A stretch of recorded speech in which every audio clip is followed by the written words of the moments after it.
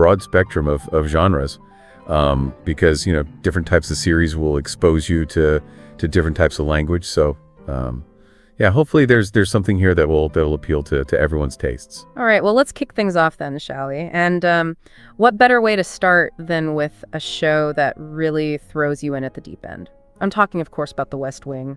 Yeah, The West Wing is a fantastic choice for C2 learners, particularly those who are interested in politics or current affairs. It's a political drama set in the White House. So you get to see behind the scenes of American politics. And the language is just so sharp and so quick, isn't it? Yeah, it's notoriously fast-paced. The characters talk over each other. They use a lot of jargon and technical terms, and they're very witty. There's a lot of banter and wordplay. It can be a bit overwhelming at first, can't it? It can, yeah, definitely. But that's what makes it so good for language learning, because if you can keep up with The West Wing, you can keep up with pretty much any native speaker. I remember watching it for the first time and just having to keep pausing and rewinding because I was like, whoa, hold on, what did they just say? Yeah, I think that's a really good tip, actually, for learners who are struggling to keep up with a pace. Don't be afraid to pause and rewind and even listen to sections multiple times until you understand what's being said. Absolutely. And it's worth making the effort because you learn so much vocabulary from it. I mean, all these political terms that you might not come across in everyday conversation, but are actually really useful to know if you're, following the news or reading articles about politics. Yeah, exactly. You'll come across words like filibuster and veto and caucus and all sorts of other things that you might not have heard of before. And it's not just the vocabulary, it's the way that they use language to persuade and to argue and to make their point. It's a real masterclass in rhetoric. Yeah, and it's also very witty and humorous. There's a lot of sarcasm and irony and wordplay.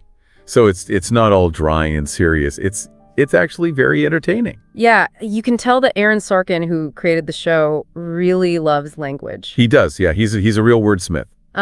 Is there any episode in particular that you would recommend for people to start with? I think Two Cathedrals is a really good one. It's from season 2. It's a very powerful episode, both emotionally and linguistically.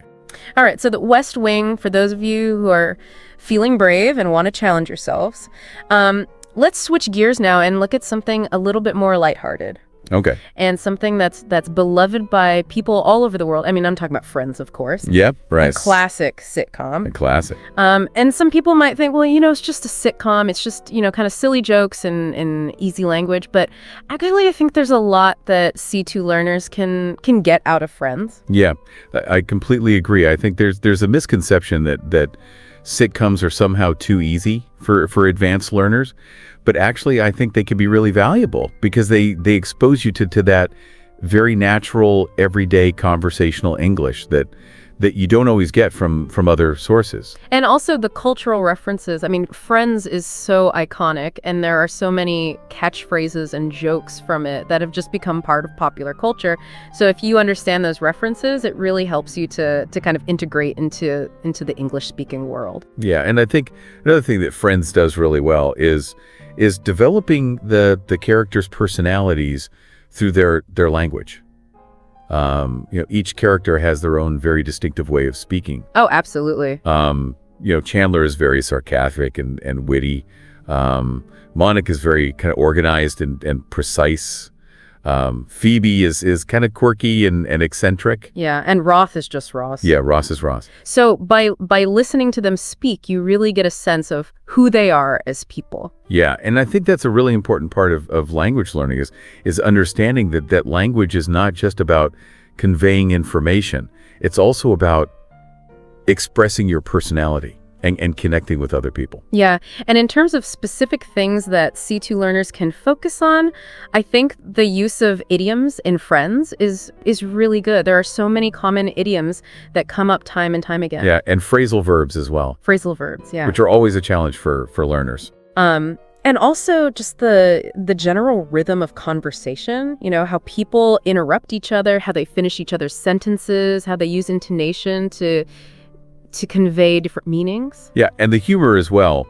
A lot of the humor in Friends is based on wordplay, and puns and misunderstandings. Oh, absolutely. So it's a really good way to develop your understanding of those aspects of the language. What about a standout episode? Which one would you recommend? I think the one with the embryos is a really classic episode. It's the one where they play the quiz. And it's just a really good example of the fast-paced, witty dialogue that Friends is known for. All right, so that's Friends. It's a fun one to watch, but also, pay attention to the language and you'll learn a lot. Absolutely. Okay, let's move on to something completely different now. Let's talk about Breaking Bad. Breaking Bad. Now, this is a show that I think really pushes the boundaries in terms of language. It does, yeah. It's a crime drama, and the characters are involved in some pretty dark stuff, so the language reflects that. It can be quite intense. Yeah, there's a lot of swearing, there's violence, there's drug use.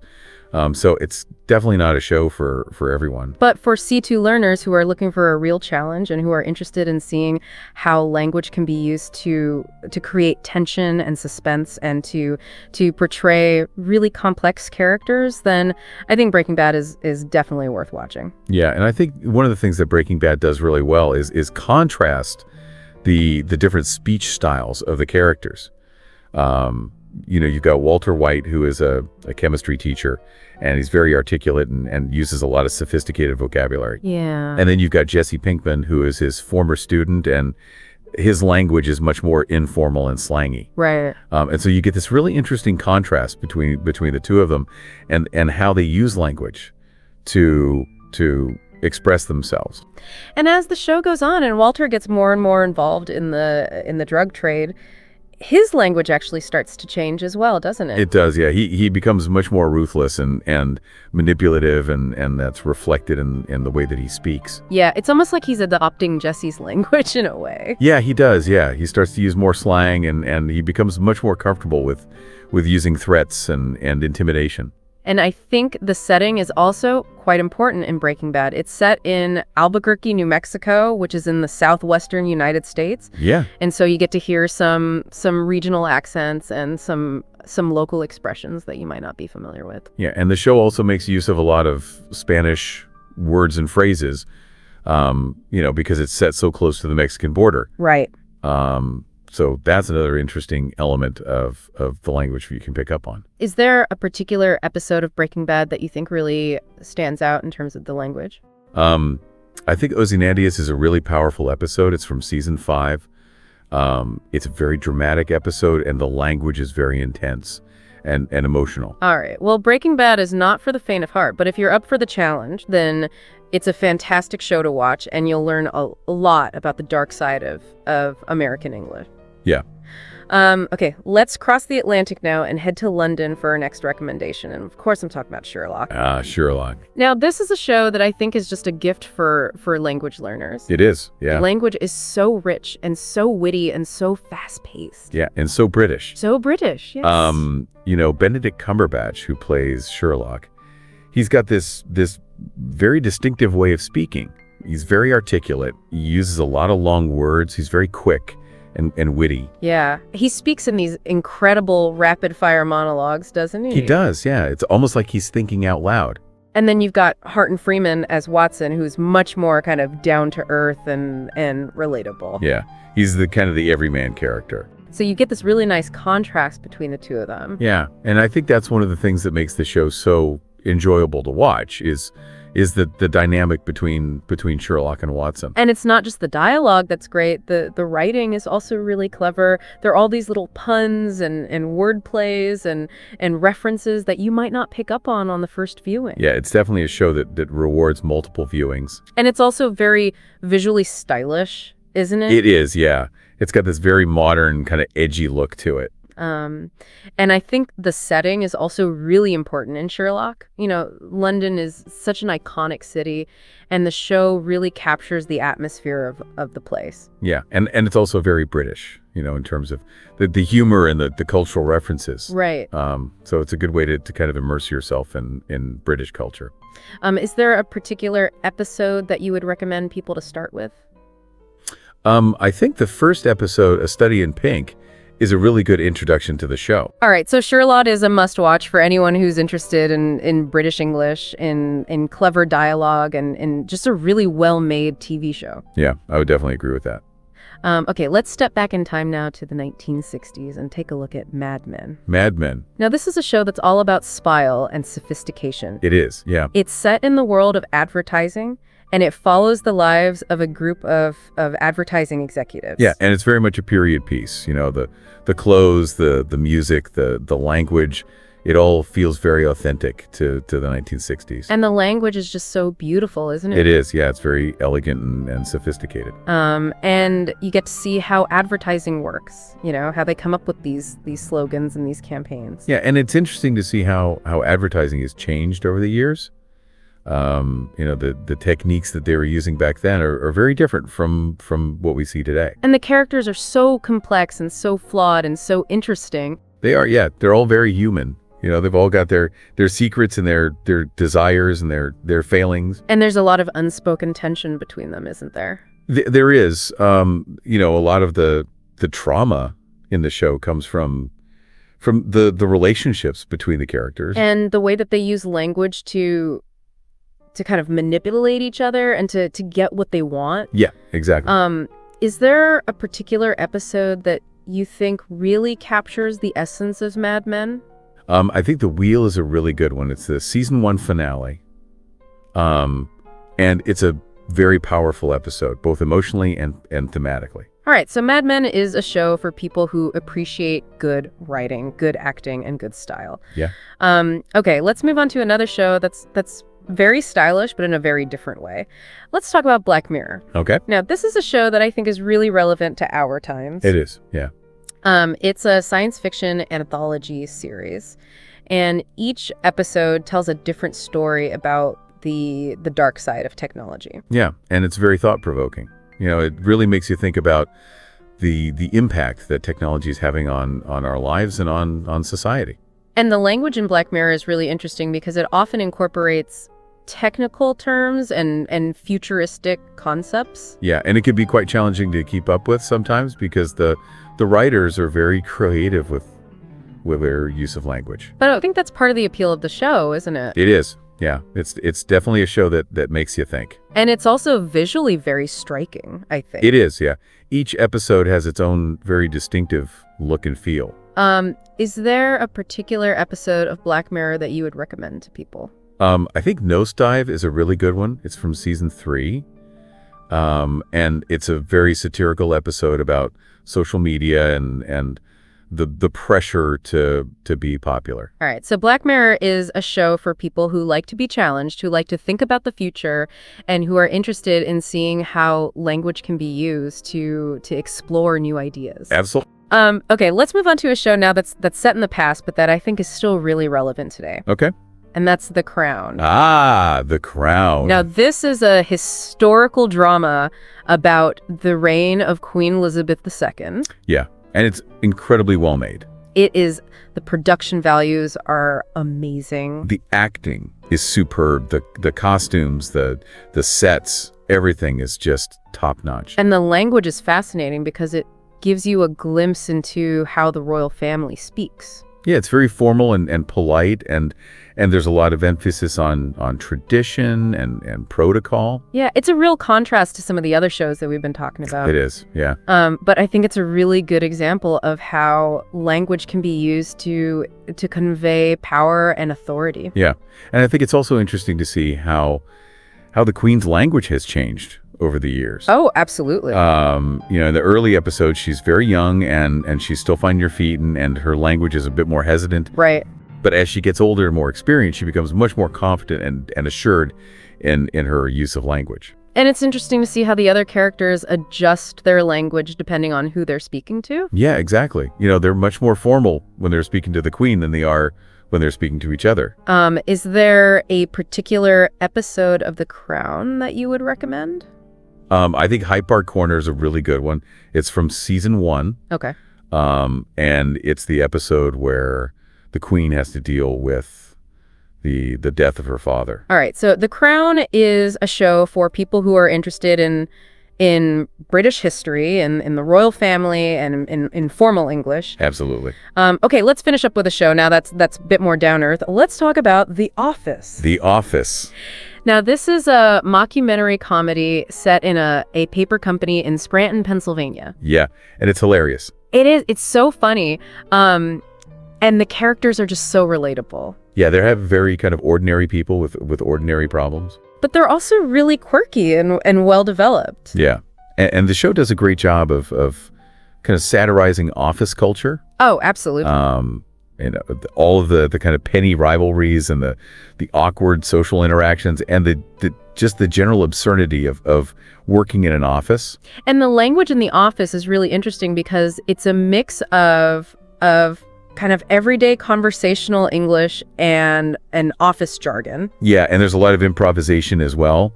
The actors were given a lot of freedom to kind of ad lib and come up with their own lines. So it feels very natural and very spontaneous. It does. Yeah.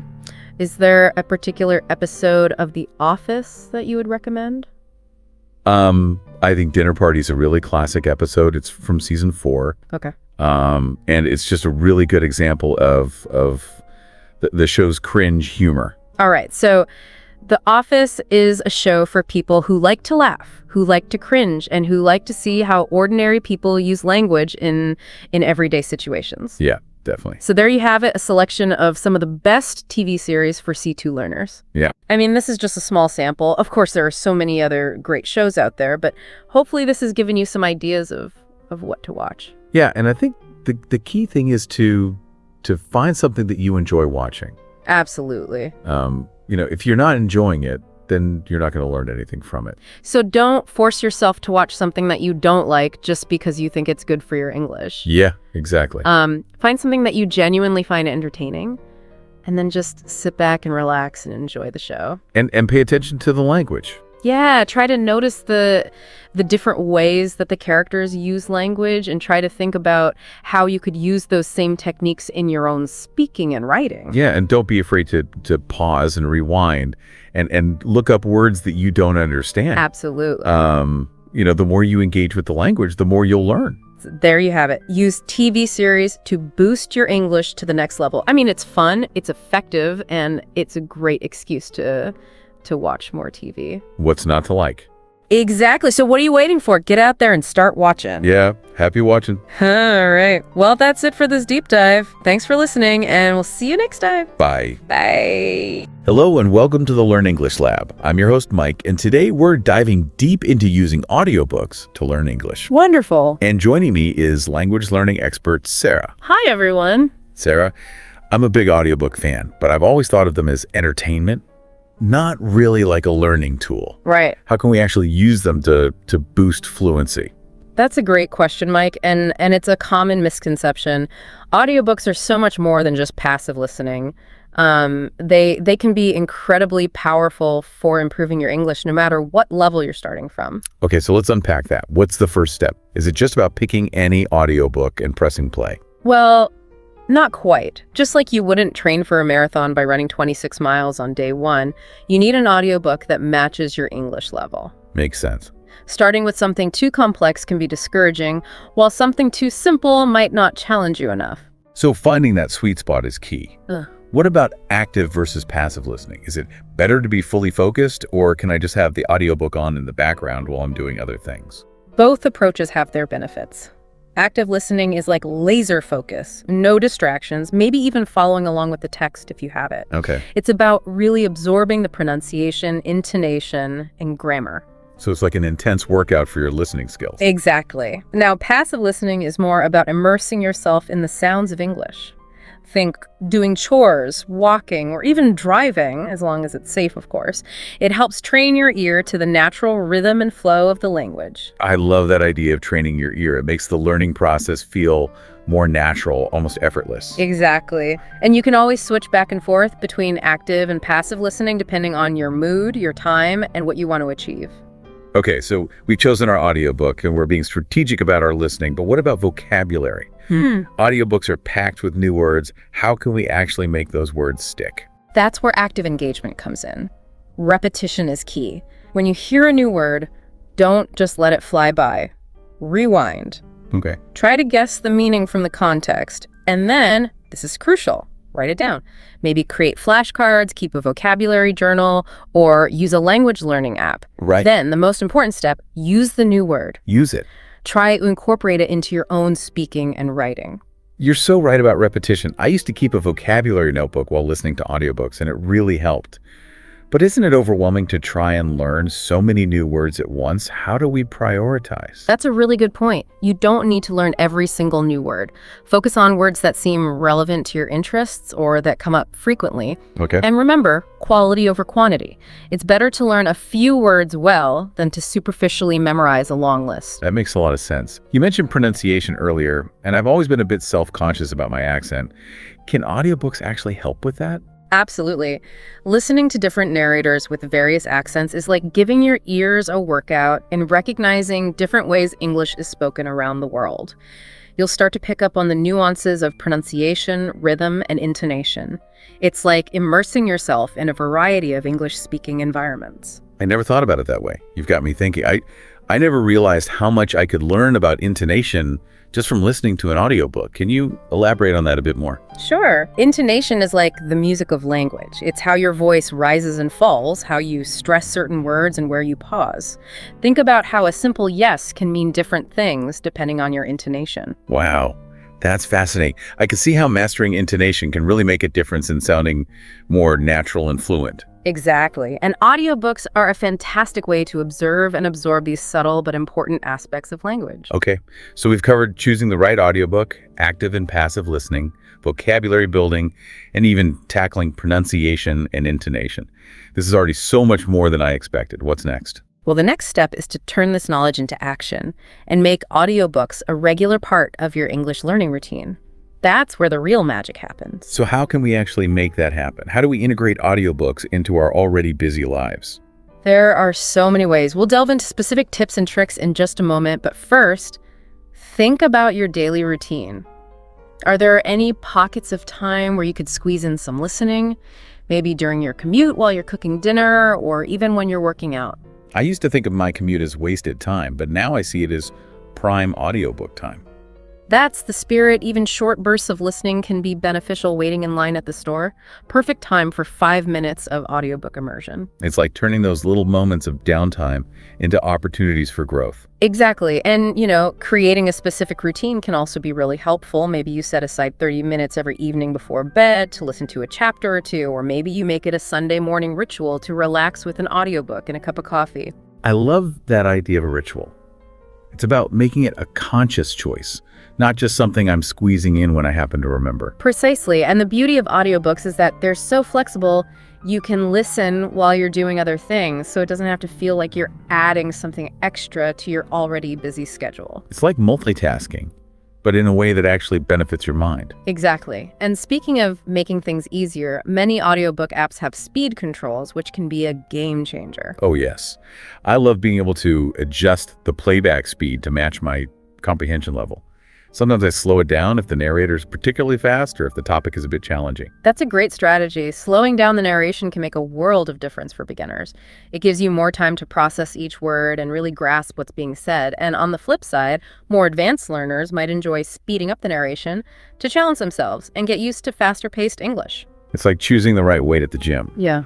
You want something that challenges you but doesn't overwhelm you. That's a fantastic analogy. It's all about finding what works best for you and pushing yourself just a little